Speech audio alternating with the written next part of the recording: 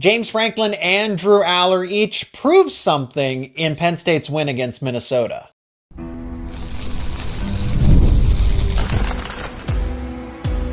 You are Locked On Nittany Lions, your daily podcast on the Penn State Nittany Lions.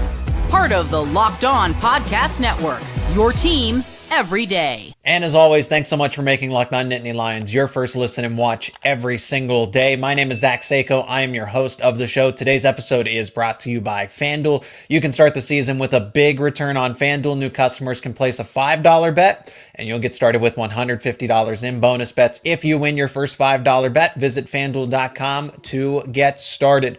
My final takeaways from Penn State versus Minnesota as the dust has now settled. Penn State winning 26-25 against the Golden Gophers. I would love to know your thoughts down in the comments section. I want to start with James Franklin and Drew Allar. Those are my biggest takeaways from Penn State and with this win over Minnesota. So starting with James Franklin, what he proved is the fact that, yes, he can coach, and yes, he can make the big decisions in crunch time, because I don't think that people have been critical, have been harsh about James Franklin, and maybe with good reason, because Penn State isn't winning that big game. But in these close ones, Penn State seems to always find a way to win, and James Franklin deserves credit for most of those other games this season, including Minnesota as well. He coached one of the best games of his career here at Penn State. And starting with the fourth down calls, Minnesota very well may win that ball game if they get the football back. And in your own territory, to draw up or to green light the fake punt, because Penn State had that. And Justin Lustig, the special teams coordinator in his first season with Penn State, deserves a lot of credit there, because that was sold to perfection. It's kind of obvious if Tyler Warren's in the backfield there. No, your third string true freshman tight end is back there to block. And Luke Reynolds is the one that makes the big play, of course, with all the blocking. Dakari Nelson had a great block. Dom Ruley had great blocking as well on that play. It was schemed to perfection. It was executed to perfection. It was called at the perfect time by James Franklin, giving it the green light. The defense did not have its best game. So for Penn State, for Franklin to go all in and say, this is how we have to win this game. We cannot give the football back to Minnesota. That is a big decision. And then to call a fake punt instead of saying, okay, we're going to go for it on fourth down with a normal play call. No, they disguise it. They dial it up at the right time and a little bit of strategy there to get the first down and to preserve that momentum as well, because they were able to continually drive down the field. If they do not convert that, Minnesota has all the momentum. So it's a calculated risk that Franklin took. They also saved the tush push for later. I thought that should have been used earlier in the game, and I feel like you can use that. I feel like you can call that play multiple times within a game, but they saved it when they needed it most. And Franklin, just knowing that he needed to run out the clock to win that game, the awareness to say that our defense is not at its best today, and then keeping the football, and then allowing Andy Kotelnicki to call the perfect sequence of plays to milk 5 minutes and 48 seconds off of the clock. A win is a win, regardless. It's a 1-point win. It's not the prettiest of wins, but it is a win. You cannot say the same for Alabama, Ole Miss, or Texas A&M, teams that lost to 500 or barely 500 type of teams over the weekend. Penn State did not have that issue.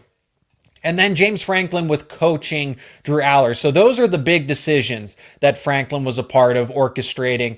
He also has to be an active coach. And Drew Allar was pretty heated on the sideline. It was especially after that Tyler Warren pooch punt, whatever that was. Okay, fine, it didn't work out. It went 16 yards. But Allar did not get the timeout for whatever reason. The refs weren't paying attention, or Allar was not clear with his intentions. And he was heated on the sideline, and that can really spiral that the team chemistry can spiral out of control if your quarterback is not kept in check. And what does Franklin do?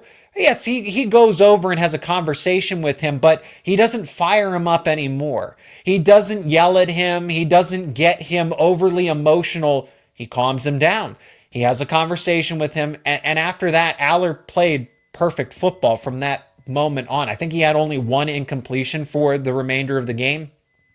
So James Franklin is the head coach that is doing a little bit of everything on the sideline there. So he's making those big decisions. He's making sure that, player personnel is in the right spot. And James Franklin's been very animated on the sideline with, referees and everything else. So he's active across the board while Andy Kotelnicki and Tom Allen handle play calling duties. They have a really good setup here. So James Franklin proved that despite all of the criticisms, it's taken over 10 years to get to this point, but he can call. He can make the big decisions in big moments. He can outcoach other teams. He outcoached PJ Fleck in that instance, and he did a great job working with Drew Allar to make sure that Drew Allar's head did not explode there and kept him in rhythm. And then Drew Allar putting together another high-level performance. 21 of 28, 244 yards, 1 touchdown through the air, 1 touchdown on the ground. Most importantly, no turnovers, 0 interceptions, 0 fumbles. Did he miss receivers at times? Yes. Did he have some errant passes at times? Yes. Did he ever put Penn State in position to lose? No. Did he ever put Penn State in a position to cost the team the game? No. Against a Minnesota defense. This is a Minnesota defense that is elite when it comes to forcing mistakes. That is what they are known for, to force turnovers, to force mistakes. And Allar had 0 turnovers, 0 costly mistakes on the road, in a tough environment, in a close fight, with a playoff berth on the line. He regained his composure at the height of the tension above all else. My point is that Drew Allar is not the same quarterback that he was a season ago. That is what Allar proved. Allar proved that he has come a long way as a quarterback that is starting for a Big Ten program. Last year's version of Allar would not win this game against Minnesota. I am all but convinced of it. I know that's speaking in hypotheticals and everything else, but the 2023 version of Allar would have had the happy feet, been questionable with his decision making. Allar continues to go through his progressions, and at the end of the day, if there isn't something there, and Minnesota did a good job of that from time to time, taking away that first option, that second option, that third option, and Allar never put the football into harm's way. So Allar has come a long way, not only when you look at the Minnesota game, but when you think back to even the beginning of the season against West Virginia, or that USC game where he put the team on his back. He has continually kept Penn State in games and helping lead them to victory. Even against Ohio State, where Allar did not have his best game, but he kept them in the game. He kept them in a position to win. Or he's leading them to victory in the case of West Virginia, USC. Allar deserves a lot of credit for where Penn State is, and frankly, I still don't think he's getting enough of it. Everybody agrees that that Drew Allar is better. He is better in year 2 as the starter for Penn State. I think he deserves a lot more credit for where this team is in total because of the way that he makes plays and protects the football above all else.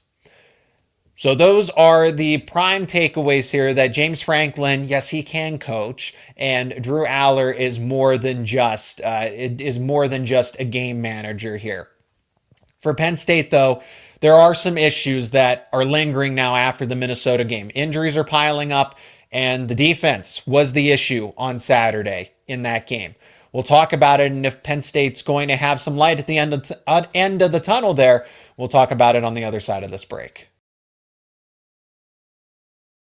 And today's episode is brought to you by FanDuel. Get ready to tackle NFL action with FanDuel, America's #1 sportsbook, because right now new customers can bet just $5 and you'll get $150 in bonus bets if you win. The FanDuel Sportsbook app gives you everything you need to place live bets on the NFL all in one place. So when you get that hunch in the middle of the game, you can check out the latest stats, view live play-by-play, and so much more. And it's all on the same page where you place your bets.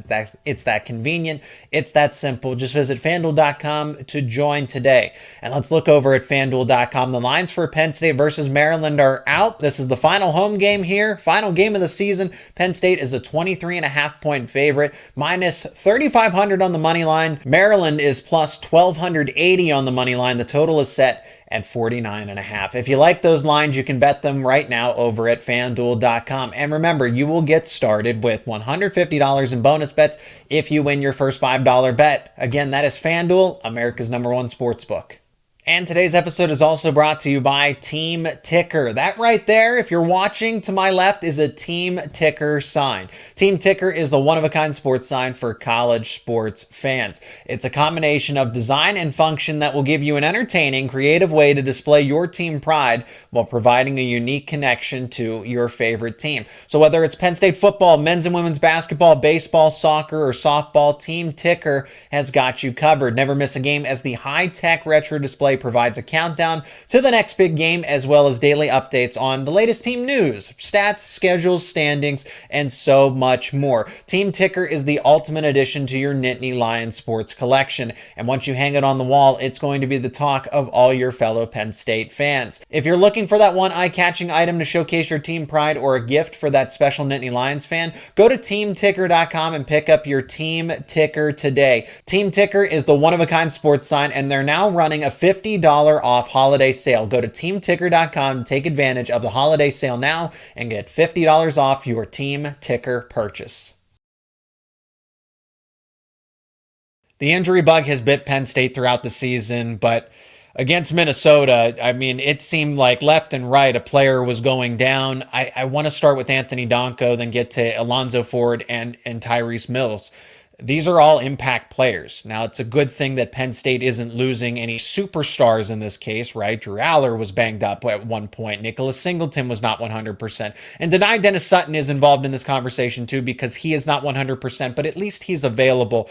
Anthony Donko, to lose him potentially, I don't want to speak in absolutes. The injury did not look good. He left on play 2 or play 3 and did not come back, and he was carted to the locker room. So that was the worst case scenario for someone who is arguably Penn State's best offensive lineman overall. He's solid in run blocking. He's getting better as a pass protector. I think him and Venga Uwane have an argument to who is the best individual on the offensive line for Penn State's starting group. Anthony Donko was continuing to get better and honestly widen the gap too, because Donko hasn't reached his peak. He has not reached his ceiling. So every single week you were seeing him progress and get better each individual week. And Donko was dealing with bumps and bruises. This is completely different. It was an upper body, I think a shoulder injury that he was working through. But now this is a leg injury that's might sideline him for hopefully not the remainder of the season, but we will see. It just looked serious in the middle of the broadcast. Penn State cannot afford to lose him long term, where, okay, if he's not available for Maryland, that is one thing. But to lose him for a home playoff game in a matter of 3-4 weeks here, if they can get Donko back and rested, or at least have him so that he is available, even if he's not 100%, I think him at 75, 80% is still worth something. And that doesn't mean to be disrespectful to Nolan Rucci, but Donko has taken a step forward. I still need to see more from Rucci. Rucci is actually really solid in run blocking. It is his pass protection that needs work. So if Penn State can prepare Rucci to be that starting right tackle and get him a little more comfortable in pass pro, then maybe you can offset it. But it's nice to have both Donko and Rucci at this point in the season. Offensive line depth is paramount in this case for Penn State, especially when you're going to go up against better competition. Minnesota's defensive line is not the best in the world, but when you could face an Oregon or even an Ohio State, two teams that have elite defensive lines, you need as much help as you can get. Let's flip it over to the other side of the football. Alonzo Ford does not get enough credit here. So I say that phrase a lot about Penn State players. Drew Allar in the one instance in the last segment, but Alonzo Ford is playing like one of the best defensive tackles in the Big Ten. And frankly, he's playing on the same level. According to Pro Football Focus, he and Zane Durant are close. Zane Durant slightly better, but Ford has been playing to the level of Zane Durant. So that's the direct comparison here. Alonzo Ford goes down, and then they see him on the sideline in street clothes that he's effectively ruled out for the game. Same thing. I wonder, okay, you don't need him against Maryland, but you're going to need him against better competition in the playoff. Alonzo Ford is playing to the level. He's one of the best defensive tackles on the team. He certainly played like it. Penn State cannot afford to lose him. He's been rotating in well. Devontae Thomas and Zane Durant, as good as they are, as quality of players as they are, they cannot play 40, 50 snaps every single game and you can't expect them to not get tired. That's where Alonzo Ford is able to break that up between the rotation of the three of them, and Keziah Izzard is providing valuable snaps off the bench as well. Let's point to Hakeem Beamon not being on the team anymore. And that was my initial reaction to all of this. Hakeem Beamon was one player away, and I think I said that in a podcast 2 weeks ago when it had happened, that Beamon is 1 or 2 injuries away from seeing serious playing time. So what gives with him stepping away from the team? Regardless, though, so Penn State is down Alonzo Ford, but you can also bring up Hakeem Beamon in this conversation as well, because Penn State is losing effectively 2 quality interior defensive linemen. That group that had the best depth, all of a sudden it is a question mark going into the final stretch of the season. Alonzo Ford and Anthony Donko are not just key role players. No, these are guys that are playmakers at their respective positions. Now, Tyrese Mills is that kind of role player. That was coming on strong here. Veteran, transfer from Lackawanna College. No, he's not in the same conversation as the Jaquan Brisker or a Jair Brown, but I have been extremely impressed with Tyrese Mills in the limited role that I've seen him in over these past few games. He's honestly been one of the better tacklers, and we'll get to that with the defensive issues in just a moment. But Tyrese Mills coming in as a change-up at safety, if you will, veteran-minded. He's played a ton of college football. Hopefully he is not out for an extended period of time. And then you factor in Elliott Washington not playing in this game just as another defensive back. Mills as a safety, Washington as a cornerback. But my point being is that the secondary is taking multiple hits from the injury bug here. Tyrese Mills is needed and was coming on strong here down the stretch. Now, I want to focus on these defensive issues here. Because the tackling 11 games in should not be this abysmal. 9 players on Penn State's defense. I think a total of 21 log snaps, and part of that is special teams and everything, but almost half of Penn State's defense had a bad tackling grade according to Pro Football Focus, according to the analytics. And that has to do with broken tackles when you actually go to wrap up and make a play and the offensive player is able to break through your attempted tackle, or just bad angles to the ball carrier. Time and time again, what's frustrating is when you don't wrap up and finish the play. I think it's even more frustrating when you're in position to make a play, but you take a bad angle to the ball carrier and you miss it that way. There were at least a dozen times when Penn State should have had a tackle for a loss or a short gain, and they did not. It's those second and third opportunities for playmakers on the opposing offense to get yards. That builds momentum. That's toughness, right? The offense is basically saying, hey, we can throw the punch and you don't have a response. What's the reason for bad tackling? I have my guesses as far as this goes. Look, it's a long season and you're only going to have so many physical practices. I don't know if Penn State is emphasizing tackling at practice. I at least have my doubts about it. And I understand because it is a long season. You might be playing 2-3 additional games, hopefully, if you're Penn State. But that's no excuse to try to figure out. I mean, these guys have played tons of college football. It's not like a freshman or an inexperienced sophomore are making. These are veteran players that are missing tackles when they really shouldn't be. I see Dennis Sutton. I see Kobe King. I see Dom DeLuca. These guys are missing plays, but they're not the only ones. I mean to highlight them because they are the faces of the defense, but there are other guys. Zane Durant at times. It's not just subjected to 1 or 2 players on the defense.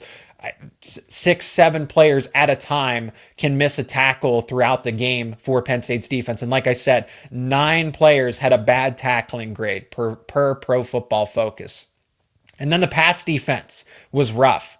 A.J. Harris did not play his best game. It didn't cost Penn State, but it certainly was his worst game to date, I think, as a Penn State Nittany Lion. And then Penn State's zone defense was getting picked apart by Max Brosmer and Minnesota, of all teams.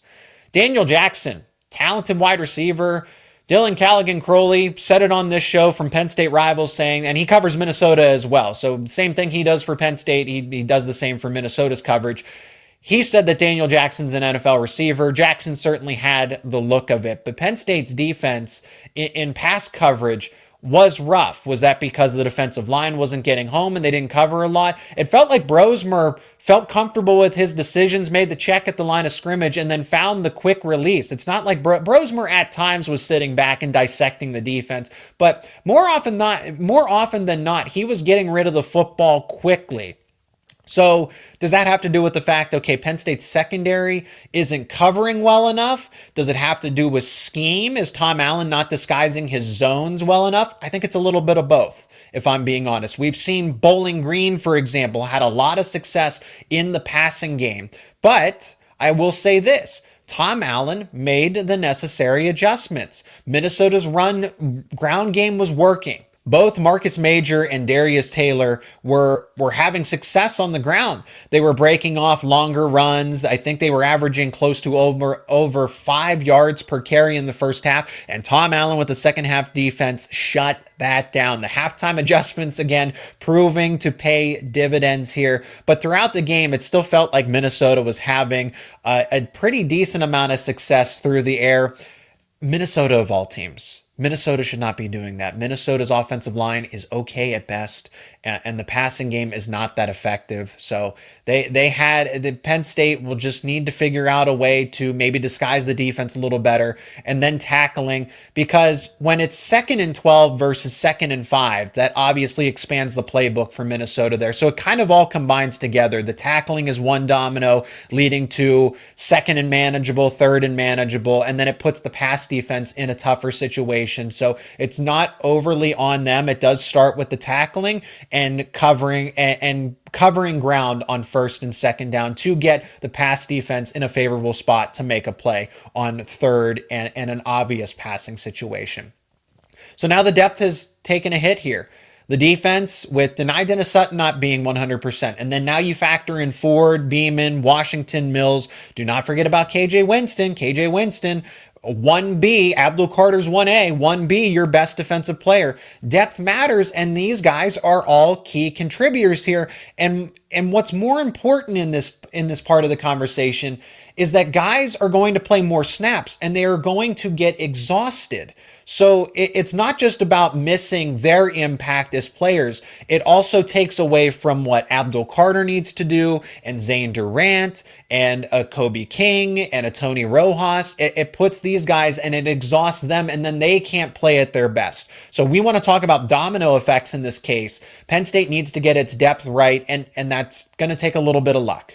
There's only so much they can do in terms of medical rehab. It's going to take some luck that those injuries are not as costly and that they can work their way back and be as close to 100% as possible. But just know that if the depth is going to be behind, that Penn State starters won't even perform at their top, at their peak as well. We'll wrap it up with the fact that the ground game had little to no success against Minnesota throughout most of it, but Kaytron Allen had a concerning performance against Minnesota. Is this a cause for concern? And then should Notre Dame jump Penn State in the playoff rankings? We'll talk about it after a word from our sponsors.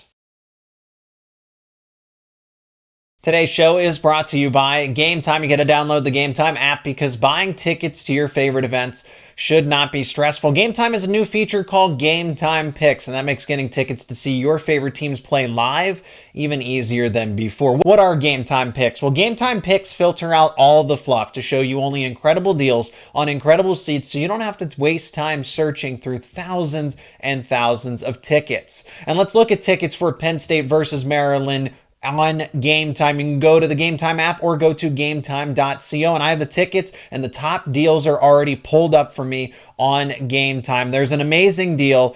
Lower sideline, west side of the stadium, section WH, row 32, all in pricing, so there's no surprise fees at checkout, $37 a ticket. If you're looking for the lowest price on tickets, upper end zone, north side of the stadium, section NHU, row 80, $12 a piece, and that is with all in pricing, with the fees included. Take the guesswork out of buying tickets with Gametime. Download the Gametime app, create an account, and use promo code LOCKEDONCollege for $20 off your first purchase. Terms apply. Again, create that account. Use promo code LOCKEDONCollege for $20 off your first purchase. Download Gametime today. Last minute tickets, lowest price guaranteed. Should we be concerned about Kaytron Allen's most recent performance against Minnesota?